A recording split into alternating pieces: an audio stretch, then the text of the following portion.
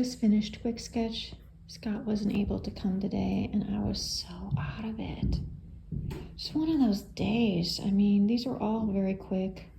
There were a bunch I just didn't like.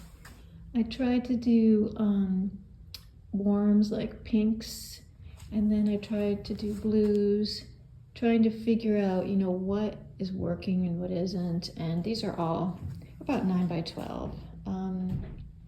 Yeah, it was a rough day. One of those days where you just could not get inspired, even though amazing model. So I thought I would talk a tiny bit. And one of the things I love so much about painting at home is that I get to paint in pajamas.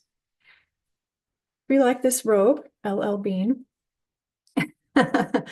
Um, so I have been forcing myself to do incredibly, I mean, I'm gonna say, I don't, basic sounds like a bad word, simple, block in type still lives because it can be very, you get overwhelmed and you procrastinate with fear. If you think, you start to think, oh, I realize that I'm going to have to do a lot of duds.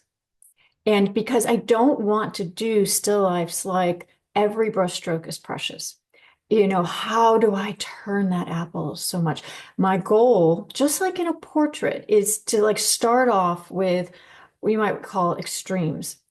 Really just seeing what the planes are. Having a light source, even if it's soft, even if it's window, even if it's above light, seeing that there is a side of a box, just like a face, like there's the front, the side, top, front, side, under. And the same thing with an apple or something that is totally round, right? So I just have to get out, I have to get comfortable with simplifying. And so what I've been doing is literally not caring at all about composition. Um, I've had these scrap pieces of canvas that are kind of odd. Obviously, portions of a painting that I had done years ago, and you just slice off the end and you keep them, right? So they're kind of long and oblong, and just randomly putting fruit or vegetables on a table. Sometimes on this, which is like this sort of light, kind of beigey, yellowy color, which normally I wouldn't do, but that's trying to get out of my comfort zone. So normally I would have like a foreground and I would think about colors and I would have a background and I would have big, medium, and small for a still life. But these shapes are all kind of similar, even similar colors and values. Like there's no like true, real darks. I mean, they're apples red, but there's no like blacks. And a lot of times, I did have that little white bowl, but when I'm not painting the white bowl, it's just all these sort of high key kind of middle values. And what's it like to just paint them without expectation or fear? Because nobody might see these. I mean, I'm sharing them because just I give students the advice all the time, do these little exercises and don't put pressure on yourself that you're gonna sell them. Put a frame on them. So I want you to see how many times I'm doing them. And I also want you to see that they're not always great, I'm trying to think of them as demos, like the actual energy of, okay, big brush, big shapes, how to simplify this apple or onion in the least amount of strokes. Okay, so I just want to talk about that's what I've been doing. I have been delaying finishing some pieces, like some drawings and figure work for some deadlines coming up. And I have some kind of block about that. Like it's very difficult for me to do that when I'm not inspired. I mean, I see the deadlines on my phone, so the closer it gets to that, but I'm gonna have to take time to like really just put those final strokes, commit and sign them. Um, Sometimes it's uncomfortable because you wish the piece had been better. I mean, there's many times in my life when I've looked back at my artwork. You have images on your website or your folders or Pinterest or whatever, or you see things and memories on Facebook and you go, maybe I would have changed this or that. I wish I had known better back then. I wish I could have seen things clearer. And but I have to forgive myself. I have to say that's what I could have done at that time. That was the best I could do. And, I've grown through that. And sometimes there's even, I'm talking whole years where maybe I was like, wow, I was in a slump. Like I don't know if there's much that I liked in that year. Like a whole year of, just going, gosh, kind of average or something. And so, as you get older, you want more quality over quantity. Oh, I just got a text. Scott had to go to Chicago to visit family for family things. Kind of a last minute trip before we go to Tucson next week. And I'm getting nervous about the Tucson trip. I think he's obviously texted me and says he just landed, so things are safe. He's going to come back a couple days before we leave. And I guess before a trip, I get nervous just a little bit for travel. But also when you're going on a business trip, there's expectation. I kind of wanted to talk a little bit about that. Um, I mean, I'm gonna film. I'm gonna show you guys the show. I'm gonna show you guys what happens. Of course, you're gonna be able to go to the website to see what sells and what doesn't. You know, um, hopefully we'll sell something. But we could literally go to this trip, spend all this money and not sell anything. And I want to be transparent about that. It's, this is a new gallery for us. This is a new, um, there are already artists who are in the show that are established in this gallery. Are people willing to buy our type of stuff? Maybe not. I mean, when you look at the show, we do stand out, meaning we are much more of a figurative, much more of a spend more time on our work, whereas a lot of the other drawings are much more sketchy or more illustrative. And I'm not saying that's bad at all. They're totally beautiful and enjoyable. It's just, are people going to be interested in what we have to offer? And, you know, maybe the gallery won't work out for us. Maybe it will. Who knows? All I know is that whatever happens, we will survive. We will, oh, you know how your texts kind of give you a notification. You didn't look at it, but we'll persevere. We're going to keep going. It's not, we've had good shows, we've had bad shows, we've had heartbreaking experiences at openings, and sometimes we've had great experiences to where you're just like, wow, okay, thanks. Yeah, like all of our hard work has paid off. And then sometimes you go, oh, well, this particular gallery or this particular region or whatever is just not fitting. It's not the puzzle piece for us. And then you have to go back and you have to, you know, keep going, figure out where your work works. Um, I am super interested in like exploring still life because I want the immediacy of painting. Unless we're painting a portrait from life, I don't get that immediacy. I don't get that surge of adrenaline when you paint. You're working from photos, you tend not to get that because you're trying so hard to be refined. It's just a different approach. And so I want that because in general, I mean, you see this big still life back there. I'm having to do the final touches on it from a photo because the plants and the fruit and vegetables, they honestly, they rot over time. I mean, after a few weeks, you have to either replace it or you just, you took a photo and you tweak it or something. The plants, the leaves move. So, but I'm really craving that. So I can't wait for a year from now. I think that what I'll be producing will be different. And I'm looking forward to kind of moving towards still life workshops. But anyways, I just wanted to talk and explain to you nervousness about being an artist, anticipation and anxiety, and trying to reframe it, we're going there a little bit early to see the landscape, to hike in nature. Um, and hopefully we'll have a good experience. I mean, you're gonna see it, right? It's good or bad. Um, all right.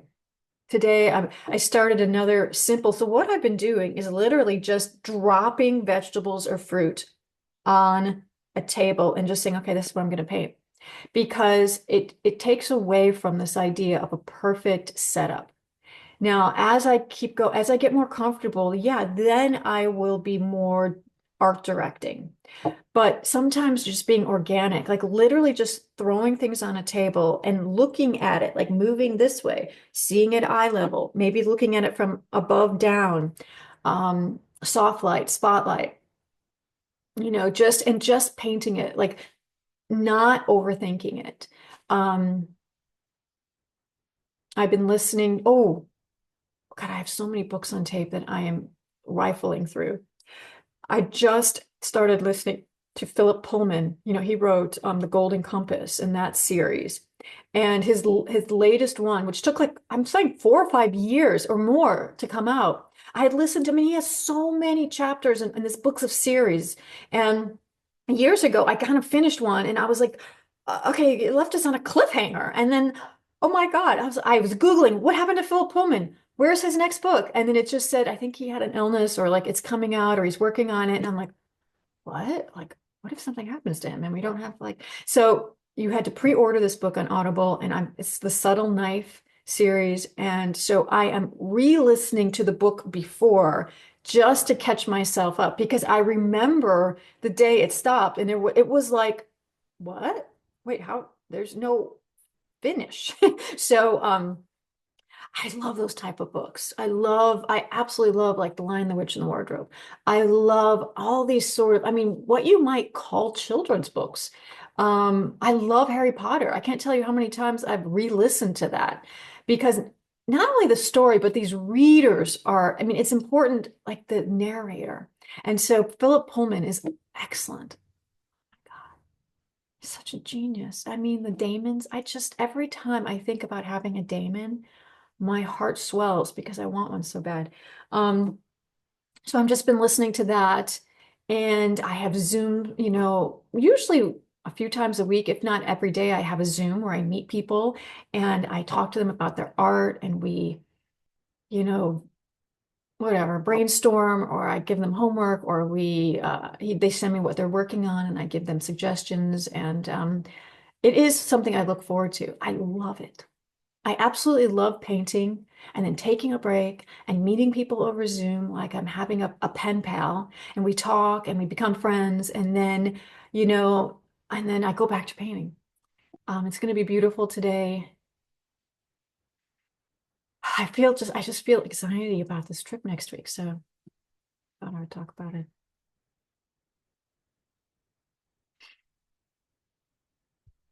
Take deep breathing exercises. Anyway, okay, I'm off to paint and listen to my book. My makeshift still life situation going on. So I have the window light behind me as sort of the light that is hitting my canvas. I have the lights on this side of the room turned off. I have this board blocking those windows. And this is pretty much, this light's off.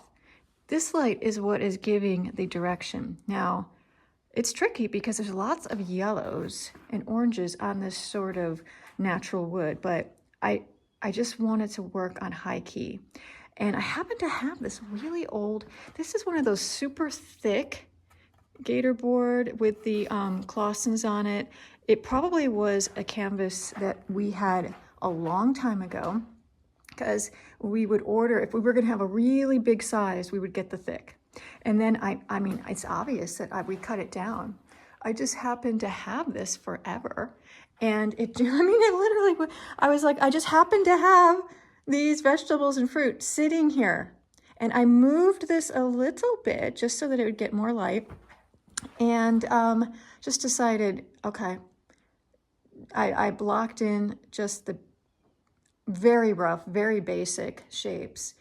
I left more foreground to hopefully have a slightly better composition. This is going to be simple. It's going to be a lot of high key, a lot of like cools and warms next to each other, because where I'm sitting, those onions almost disappear. I mean, this phone over exaggerates, But when I'm squinting, those white apples, almost the edge disappears into that background. So it's going to be interesting. I added a warm, slightly cool and warm yellow, a kind of a convenience, almost like a yellow ochre with white.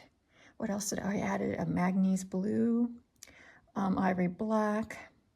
We've been using manganese blue instead of cobalt blue recently. And I'm really thinking of this as if it was a demo, not as if, oh my gosh, this is going to be the best still life ever. I have to get over that or else I'll be too scared to start these. I've done 2 simple still life sketches already. Yeah, I tell students to do this all the time. I need to do it. And look at how my hand still has black on it. I scrubbed and scrubbed and scrubbed my hand yesterday and this morning.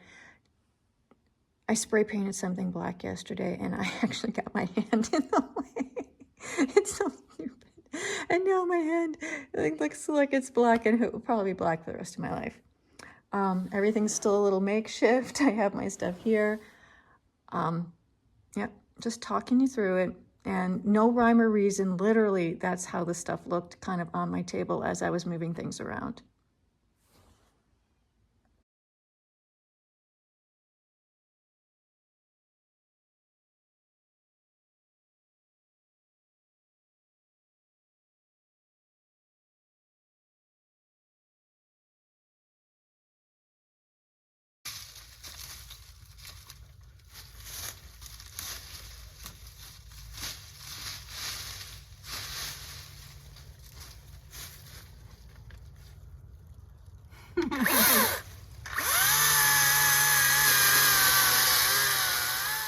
Scott is pruning that tree because I want to take all that vegetation and I'll go clear it up. It's getting a little bit dark in here, but it's just blackened. Just blackened. That's all I'm telling myself. Big brush, just blackened. Trying to keep it as loose and as unrefined as possible. Using a lot of these like bristle brushes, using these sort of long kind of like round bristle brushes. Yeah, God, I usually do more contrast in painting, so this is new. But I moved this over, so now this is a little bit easier for me instead of that makeshift music stand.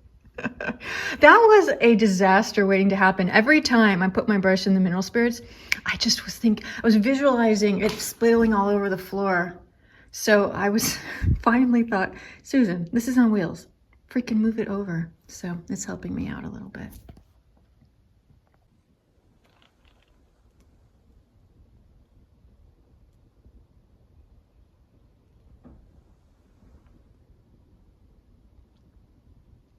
As loose as I could have made it, leaving them as they are.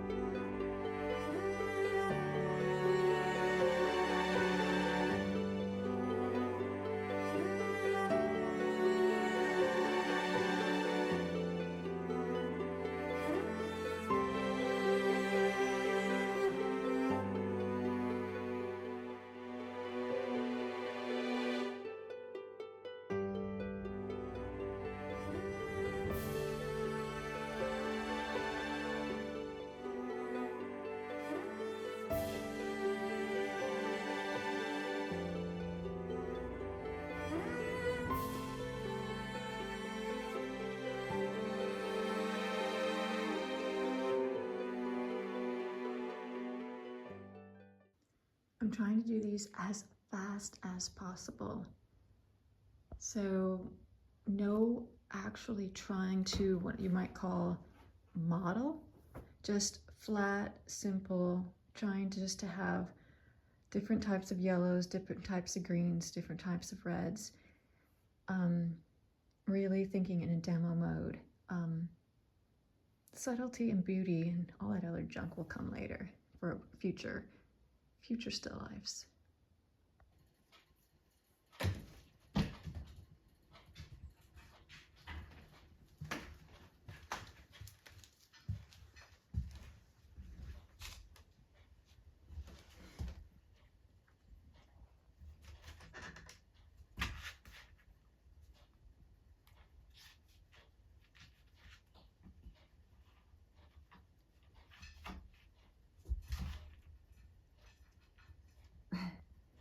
I'm just gonna leave it like that, Fig.